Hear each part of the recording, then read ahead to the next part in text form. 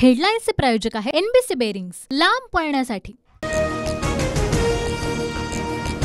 आज महाराष्ट्रामधील 8 जागांसह देशामध्ये एकूण 89 जागांसाठी दुसऱ्या टप्प्याचे मतदान, अनेक दिग्गजांची प्रतिष्ठा पणाला। अमरावतीमध्ये तिरंगी लढत, भाजपच्या नवनीत राणा, काँग्रेसचे बळवंत वानखेडे आणि प्रहारच्या दिनेश बुक यांच्यामध्ये सामना। अकोल्यात भाजपचे अनुप धोत्रे, काँग्रेसचे अभय पाटील आणि वंचितच्या प्रकाश आंबेडकरांमध्ये तिरंगी फाईट, तर हिंगोलीमध्ये बाबूराव कदम कोहळीकर आणि नागेश पाटील आष्टीकर मैदानात।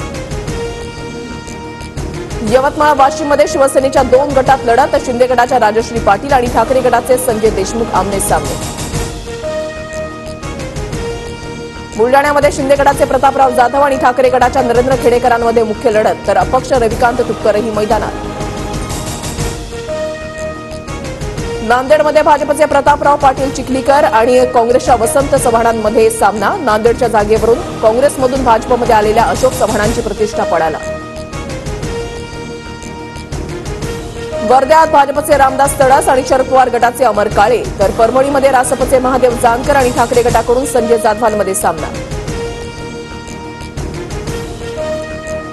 ईव्हीएम व्हीव्हीपॅट बाबतच्या याचिकेवर सुप्रीम कोर्ट आज निकाल देणार। याचिकाकर्त्यांचे वकील आणि निवडणूक आयोगाची बाजू ऐकल्यानंतर सुप्रीम कोर्टानं निकाल राखून ठेवला होता। मोदी शहा सत्तेमध्ये असेपर्यंत भाजपसोबत गेलेले परत येणार नाहीत, सत्तेमध्ये गेलेल्यांना यंत्रणेची भीती, अजित पवारांसह इतर नेत्यांबद्दल शरद पवारांचा दावा। मोदी पवारांचं बोट पकडून राजकारणामध्ये आले, मग आम्ही मोदींसोबत सरकारमध्ये जायला काय हरकत, अजितदादांनी भाजपसोबत केलेल्या युतीवरून शरद पवारांना सवाल। काँग्रेसच्या वर्षा गायकवाडांना उत्तर मध्य मुंबईतून लोकसभेचं तिकीट, वर्षा गायकवाड यांच्या विरोधात महायुती आता कोणता उमेदवार रिंगणामध्ये उतरवणार याकडे लक्ष। ठाकरे गटाचा वचननामा प्रसिद्ध, तरुण आणि शेतकऱ्यांसह पेट्रोल डिझेलवरून मोठी घोषणा, कर कमी किंवा रद्द करून पेट्रोल डिझेल सिलेंडर स्वस्त करू, ठाकरेंचं आश्वासन। बदलापूर आणि अंबरनाथमध्ये आज 12 तास पाणी पुरवठा बंद, तर उद्या कमी दाबानं पाणी पुरवठा होण्याची शक्यता। उल्हास नदीवरील बॅरेज जलशुद्धीकरण केंद्रामध्ये देखभाल दुरुस्तीचं काम हाती।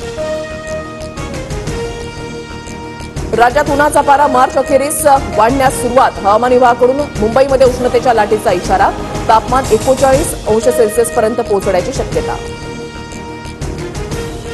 रॉयल चॅलेंजर्स बंगळुरूकडून सनरायझर्स हैदराबादचा 35 धावांनी पराभव, गुणतालिकेमध्ये मोठी उलटापालट, विराट कोहलीचं शानदार अर्धशतक।